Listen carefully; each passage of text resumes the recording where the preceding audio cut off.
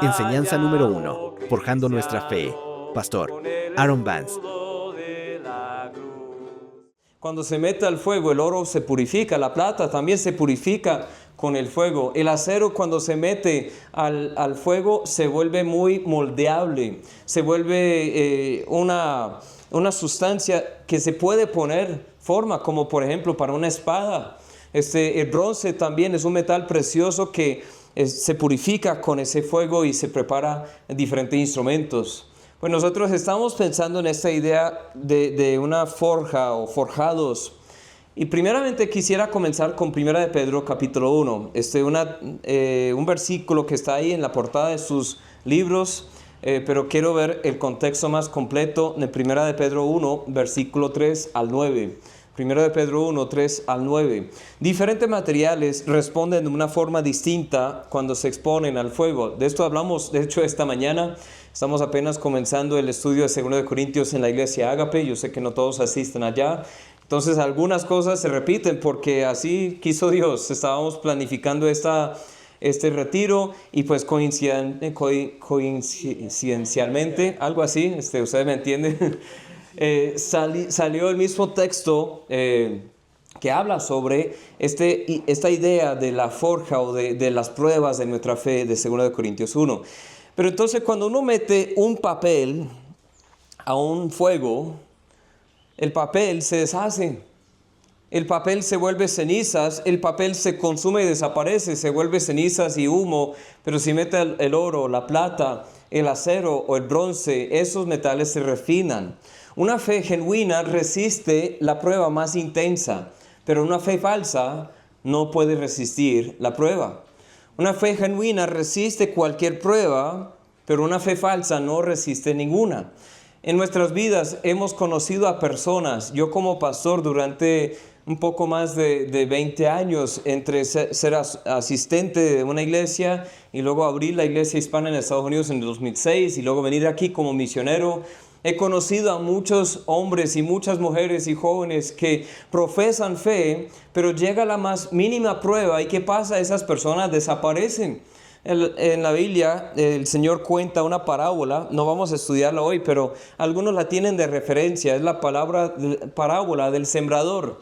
Dice, el sembrador fue a sembrar y echó una semilla, una parte cayó sobre el camino. ¿Y qué pasó? Las aves del cielo vinieron y comieron la semilla, no dejaron que la semilla germinara dentro de la tierra. Y eso representa a los que cuando se predica la palabra, el enemigo viene y arrebata la palabra antes de que ellos puedan creer. Les da excusas, razones para que ellos no crean. Son las personas endurecidas, así como en un camino. Todo el mundo pisotea ese camino y esas personas no tienen lugar para esa palabra. Hay otras personas que son como esa tierra pedregosa. Y pues puede que haya un poco de espacio para que brote alguna vida con esa semilla, pero cuando sale el sol, ¿qué pasa con la semilla? Se seca porque no tiene raíces. Representa a las personas que aceptan fácilmente el evangelio, pero no entienden el evangelio, no entienden el concepto de por qué a veces la vida no es fácil. Y cuando sale el primer problema, esas personas dicen, no, esto no es para mí. Hay otras personas que son como esa tierra espinosa. Y cae la semilla en la tierra espinosa, pero crece, brota un poco, pero juntamente con los espinos. Y tarde o temprano los espinos le ahogan la palabra, ya no deja crecer más. Son los que aman el mundo, aman los placeres del mundo y quieren servir a dos señores y tarde o temprano no pueden. Tienen que tomar una decisión y muchas personas se salen porque dicen, no, esto es difícil para mí, yo no estoy dispuesto a tomar este paso. Pero otros son como esa tierra buena, fértil, que recibe la palabra y luego crece y luego da fruto. Da fruto. Y vamos a estar viendo la forja de nuestra fe de 1 de Pedro 1 y esta idea de que algunas personas tienen una fe falsa, pero se prueba con el fuego, y otras personas tienen una fe genuina y crece con el fuego, se purifica con el fuego. Se ve aquí en este texto. Vamos a leer. Dice, bendito el Dios, versículo 3, y Padre de nuestro Señor Jesucristo, que según su grande misericordia nos hizo renacer para una esperanza viva, por la resurrección de Jesucristo de los muertos, para una herencia incorruptible, incontaminada e inmarcesible, reservada en los cielos para vosotros, que sois guardados por el poder de Dios, mediante ¿qué? La fe, para alcanzar la salvación que está preparada para ser manifestada en el tiempo postrero, en lo cual vosotros os alegráis, aunque ahora por un poco de tiempo, si es necesario, tengáis que ser afligidos en diversas pruebas, para que, sometida a prueba vuestra fe, mucho más preciosa que el oro, el cual aunque perecedero se prueba con fuego, sea hallada en alabanza, gloria y honra cuando sea manifestado Jesucristo, a quien amáis sin haberle visto, en quien creyendo, aunque ahora no lo veáis, os alegráis con gozo inefable y glorioso, obteniendo el fin de vuestra fe, que es la salvación de vuestras almas. La fe genuina recibe la salvación primero como una obra de Dios, no como una obra humana. Cuando uno tiene la fe, todo el mundo tiene fe. La verdad es que todo el mundo tiene fe, hasta los irreligiosos, los que dicen ser ateos, tienen una fe hasta un poco más grande que los que tenemos una fe en el cristianismo, porque ellos tienen que aceptar algunos hechos como si fueran ciertos sin saber realmente ninguna base. Pero todo el mundo tiene fe. Una fe genuina que salva es una fe que recibe la salvación como una obra de Dios. Esos primeros versículos dice que esa salvación no es por ningún mérito nuestro, no es por ninguna obra nuestra, es 100% la obra de Dios. Es la obra de Dios. Efesios 2, 8 a 9, algunos de ustedes lo saben de memoria. Dice, porque por gracia sois salvos por medio de la fe. Esto no de vosotros, pues es don de Dios, no por obras, para que nadie se gloríe. La fe es simplemente creerle a Dios, es estar cierto que Dios cumple su palabra. ¿Cuál es la palabra? Es esta, que Él hizo posible nuestra salvación en Jesús. Que sin Jesús nosotros no podemos ser salvos. ¿Por qué? Todos nosotros tenemos un problema del pecado, ¿cierto que sí? ¿Cuántos de nosotros hemos dicho mentiras? Todos. ¿Cuántos de nosotros hemos tenido malos pensamientos? Todos. ¿Cuántos de nosotros hemos creado una imagen de Dios en nuestras mentes, en nuestras vidas? Un ídolo para adorar. Todos. ¿Cuántos de nosotros hemos infringido la ley de Dios? Todos. Y por incumplir una parte de la ley, somos culpables y merecemos el infierno. Pero Dios intervino ahí. Y lo que vemos aquí es que mandó a Jesús para vivir la vida que tú y yo no podíamos vivir. Morir la muerte que merecíamos morir. Recibió todo el castigo, toda la ira. ¿Para qué? Para salvar a todos los que creen, los que esperan de verdad en Él. Una fe genuina recibe la salvación como una obra de Dios, no propia, no de nosotros.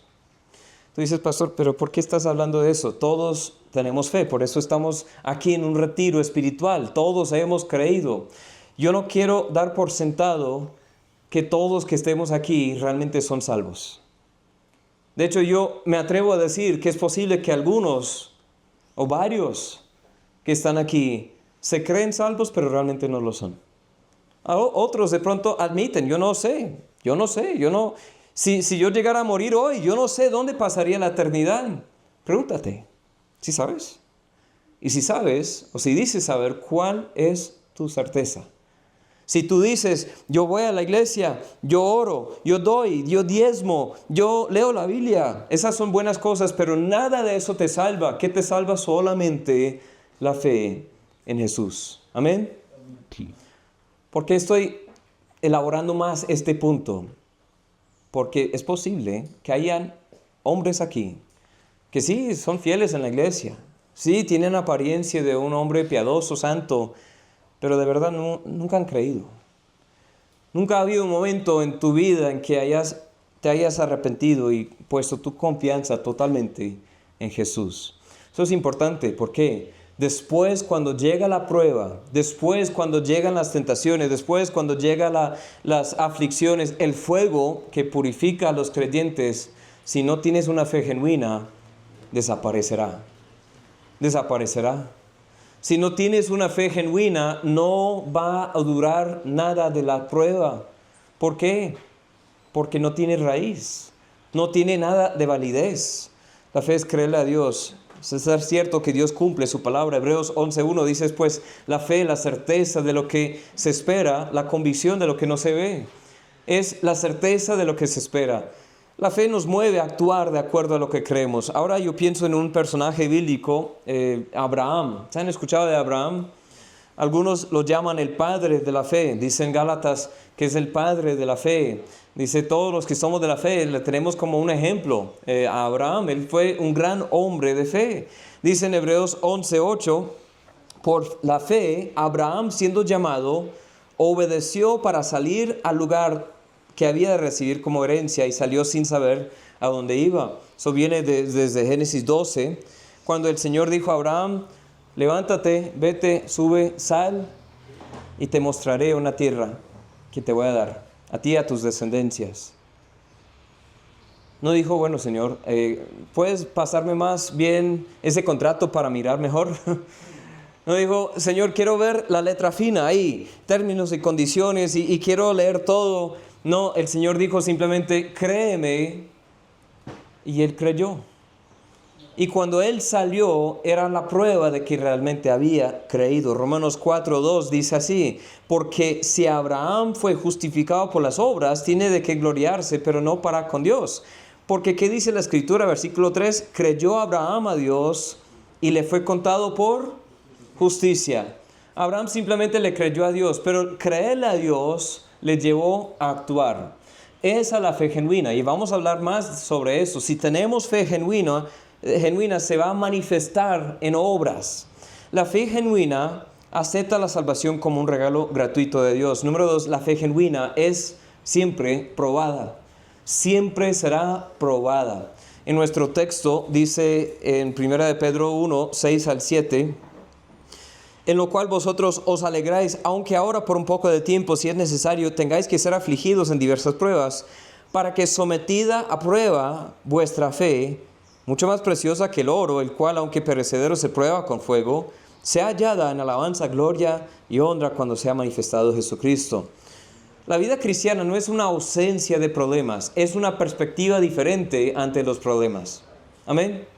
La vida cristiana no es decir que nunca te va a llegar ningún mal. La vida cristiana es decir, aún en medio del valle de la sombra de muerte, el Señor anda contigo. El Señor anda contigo, no estás solo y Dios está obrando todo para bien. ¿Realmente nos alegramos en medio de las dificultades? Eso es lo que dice el versículo 6. Lo cual vosotros os alegráis, aunque bueno, estén padeciendo persecución. ¡Aleluya! Cuando alguien me dice buenas noticias o cuando recibo algún regalo inesperado o cuando alguien me da elogio o me dice algo bonito. Alguien me dijo antes de salir, estaba subiendo a la moto y dijo, tú pareces como James Bond ahora. Después de bajar tanto peso, y dije, bueno, sigue. Pero ¿cuál de todos? Sí. No, el más guapo de... sí. Bueno. Eso nos gusta. Pero cuando alguien... hace días... yo sí he bajado un poco de pesos en este último año. Y gracias a Dios por eso. Estoy intentando cuidar mejor mi salud para poder ministrar más tiempo. Pero hace días estaba en un lugar donde no me conocían ni antes ni hoy. Y la chica ahí de la tienda dijo, ¿tú tienes alguna relación con, no me acuerdo, como Carlos Pérez o algo? Nombró a alguien. Digo, no, pues no parezco a ningún Carlos Pérez. ¿Por qué? Digo, no, se parece mucho a él. Él también es bastante gordo. Bueno. Ahí estaba al lado de mi hija. Ella me miró como, sí. Te dice la verdad. Esos hermanos de la iglesia son mentirosos todos, ¿sí? La verdad es que hay momentos en que nos alegramos y momentos en que nos volvemos más tristes. Pero aquí, cuando nuestra fe es sometida a prueba, aún ahí podemos alegrarnos porque sabemos que esas pruebas están haciendo algo en nosotros que no podemos ver. Nuestra fe es a menudo refinada en esas pruebas. Volviendo a la idea de Abraham, podemos mirar Génesis 22, Ese texto, es impactante ahí. Porque el Señor dio una promesa a Abraham desde Génesis 12. Voy a multiplicar tu descendencia, voy a hacer de ti una nación muy grande, tu descendencia será como las estrellas de los cielos y la arena del mar, etcétera, etcétera, y voy a darte esta tierra. Y Abraham le creyó a Dios. Pero luego llevó consigo a Lot, su sobrino prácticamente. Y Lot pensaba, bueno, pues no tengo hijos. Abraham ya era avanzado en edad, tenía 80 y algo de años, entonces dijo, voy a tener a Lot. Y después se dio cuenta que no pudo ser Lot. Y después de eso tenía un siervo en la casa. Y se dio cuenta que no sería el siervo de la casa. Después el Señor dijo, no, es que voy a cumplir esa promesa por tus descendientes, de tu simiente. Entonces Sara, la esposa de Abraham, no pudo tener bebés. Y ella se reía siempre cuando escuchaba eso. Entonces dijo, bueno, si Dios quiere hacer eso, debe ser con mi sierva Agar. Tómate a Agar. Y Abraham dijo, como un necio, amén, recibo. Y Sara resentía eso siempre. Era una prueba de Sara. Y Abraham falló. Pero también ante el Señor dijo, no es con Ismael, el hijo de Agar. Yo también lo voy a bendecir porque es tu simiente. Él también será una nación muy grande, pero siempre estará en conflicto con todos los que lo rodean. Esto está pasando hasta hoy en día. Puedes prender el noticiero y eso sigue pasando entre los ismaelitas y todos los demás. Pero ¿qué pasa? Dios volvió a confirmar. Dijo, no, esta promesa la voy a efectuar no solamente de tu casa, no solamente de tu simiente, sino entre tú y Sara. Isaac será el hijo de la promesa. Sara se reía, eso significa, el nombre de Isaac es risa prácticamente. Isaac luego nace, ¡wow! Ya por fin nace el hijo de la promesa en una edad muy avanzada. Fue un milagro de Dios que Sara concibiera y que Abraham también produjera un hijo así. Pero entonces Isaac iba creciendo y creciendo y creciendo y llegamos a Génesis 22. ¿Y qué pasa en Génesis 22? El Señor dice, ahora quiero que me lo ofrezcas a Isaac sobre el monte, quiero que lo mates. Señor, espere. Bueno, primero me dijiste esto y luego el otro y luego dijiste que no era. Pero ¿qué hace Abraham? Abraham dice, bueno, Isaac ya era muy grande. Isaac mismo cargaba la leña. Isaac mismo era fuerte, probablemente mucho más fuerte que su papá. Su papá ya tiene más de 100 años. Isaac ya es un joven fuerte, grande, y se suben ahí. En Génesis 22 está la historia que están también los criados, los otros siervos de Abraham, y llegan a cierto punto en el monte. Y luego Abraham dice a los siervos, quédense aquí, nosotros dos subiremos, ofreceremos holocausto al Señor y volveremos. Plural. Abraham tenía la fe. Entonces se suben. Isaac en el camino dice, papá, aquí está la leña y aquí tenemos el fuego, pero ¿dónde está el animal para el holocausto? Abraham aún en ese momento dijo, el Señor se proveerá un cordero para el holocausto. Llegó ahí al punto indicado, formó ahí el altar, puso las piedras sobre piedra, una cama de piedras. Y en ese momento dijo a Isaac, súbete. Isaac, obediente, puso su vida como otro hijo haría miles de años después. Se llama Jesús. Él puso su vida, no sabiendo exactamente qué iba a pasar, pero se sometió a esa prueba. Y Abraham tomó el cuchillo y sin saber lo que estaba pasando, solo sabiendo lo que Dios le había dicho, alzó el cuchillo. Y ahí en ese momento el ángel dijo, ahora sí, Abraham, quédate así, no mates a tu hijo, ahora sé que no me niegas nada. Hasta tu hijo, a quien amas, tu único hijo. Aunque tenía otro, era el hijo de la promesa. El único hijo de la promesa. Aún estaba dispuesto a darlo al Señor. Cuando tenemos una fe sincera, esa fe es sometida a prueba una y otra vez en nuestras vidas. Pero una fe genuina resiste eso. Una fe genuina no solamente sobrevive la prueba, se afina con la prueba. Abraham sabía que Dios podría resucitar a Isaac si fuera necesario. Así dice en Hebreos 11, 17 al 19. Por la fe Abraham, cuando fue probado, ofreció a Isaac, y él que había recibido las promesas ofrecía su unigénito, habiéndosele dicho, en Isaac te será llamada descendencia, pensando, versículo 19 de Hebreos 11, pensando que Dios es poderoso para levantar aún de entre los muertos, de donde en sentido figurado también le volvió a recibir. Sabía, bueno, aún si llega a morir, Dios le puede resucitar. Nunca había visto una resurrección de muertos, pero sabía que Dios era poderoso para hacerlo. Dios usa cada dificultad para fortalecer y afirmar nuestra fe. Amén. Así es en nuestras vidas. No somos salvos por las obras, pero las mismas obras confirman la veracidad de nuestra fe. Pensemos otra vez en la parábola del sembrador. Esa semilla que se cayó al camino, no brotó nada. Camino entre piedras, brotó, pero se secó con la salida del sol. La semilla ahí con espinos brotó, pero fue ahogada la semilla, la planta. Pero ¿cuál fue la única que dio fruto? El fruto simplemente confirmaba que había vida de verdad. Había un buen abono, buena tierra. Y cuando hay fruto en nuestras vidas, muestra que ha habido lugar para la fe genuina en nuestras vidas. Si no hay fruto en nuestras vidas, debemos preguntarnos si en verdad hay vida.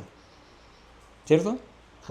Si no hay fruto, si no hay nada de cambio, nada de deseo por Dios y por la palabra y por la hermandad, si nada por la santidad, nada por obedecer a Dios, debemos preguntarnos si hemos creído de verdad o si nuestra fe está muerta. Santiago 2 lo dice de esta forma.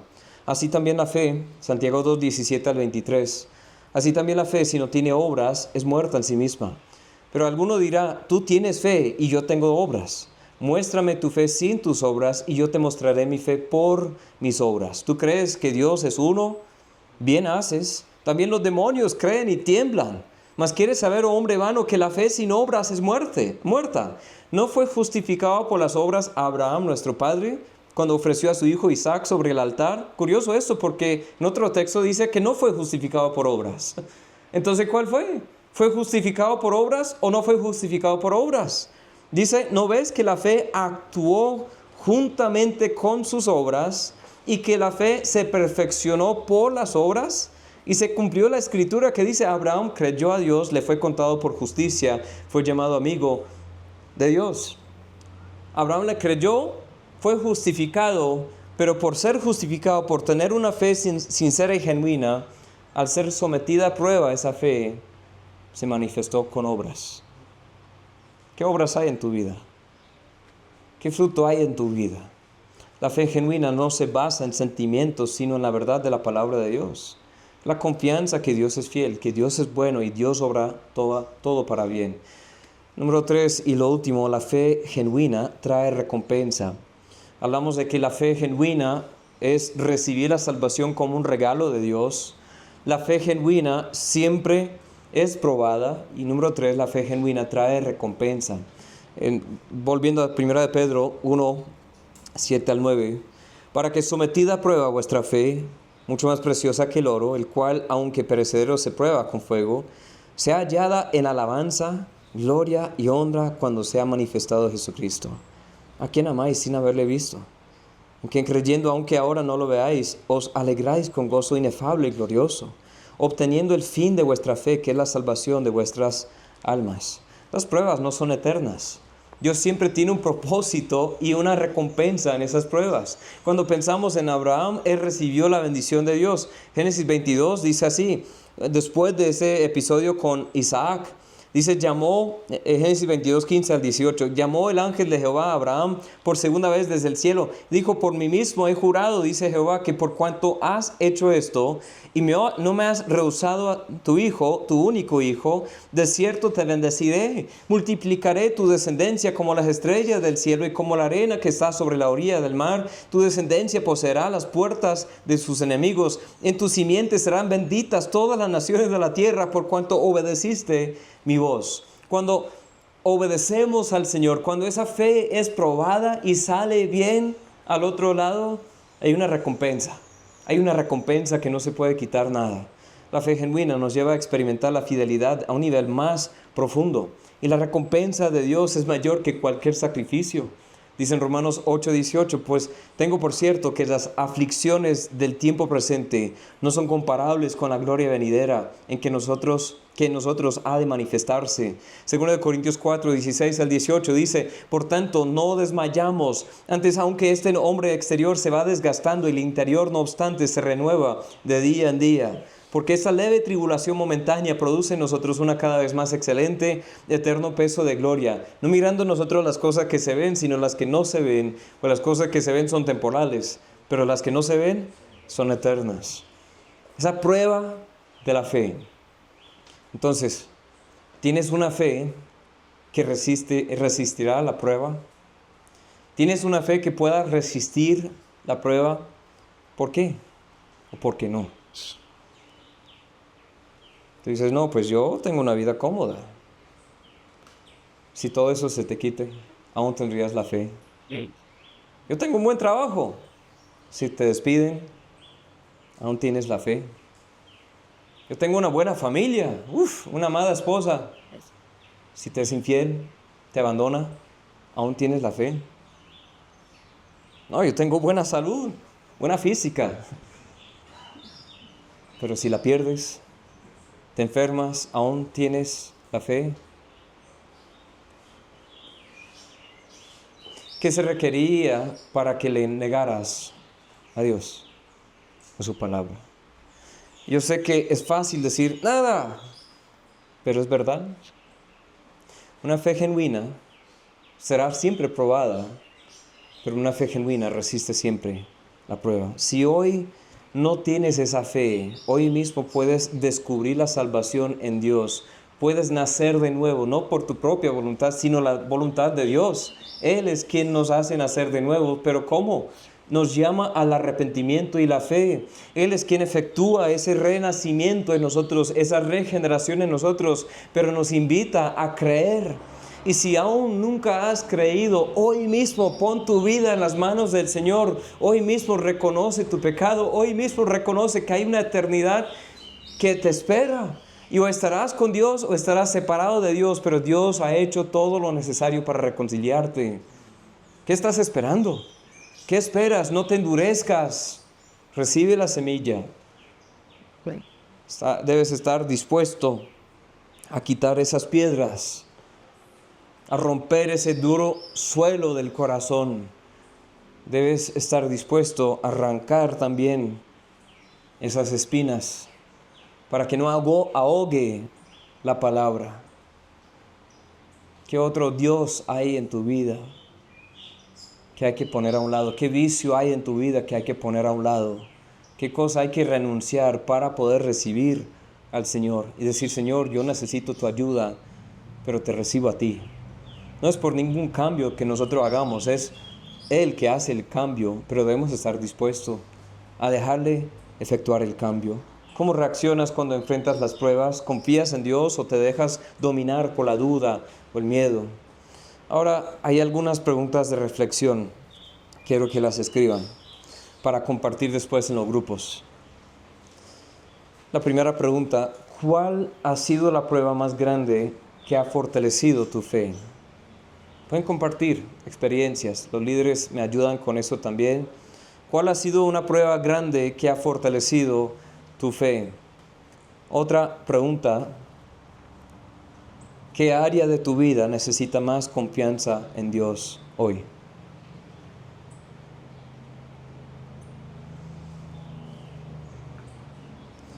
Y la tercera, ¿cómo puedes mantener una perspectiva eterna en tus pruebas actuales? Vamos a orar. Gracias, Señor, por tu palabra, que es viva y eficaz. He intentado compartirla así como me has puesto aquí delante. Yo te pido, Señor, que obres primero en mí y también en mis hermanos. Señor, que haya una fe genuina en cada uno, que es sometida a fuego, a prueba, así como el oro es sometido al fuego. Pero el oro no se consume, no se acaba, antes se purifica. Y una fe que resiste ese fuego es una fe genuina. Y cuando llegan las necesidades, las dificultades, las oposiciones, las angustias, todo lo que nos oprime Satanás mismo, y tú permites que pasemos por esas cosas tan difíciles, pero no para destruirnos, sino para ayudarnos, a refinarnos, a moldearnos, a quebrantarnos, a purificarnos. Señor, algunos de estos hombres están pasando hoy por un fuego. Es difícil y duele. Y solo tú sabes lo que hay en el corazón de cada uno. Pero te pido, Señor, que haya una fe genuina, que en lugar de destruirse por ese fuego, crezca, se afirme y salga como el oro. En nombre de Cristo. Amén.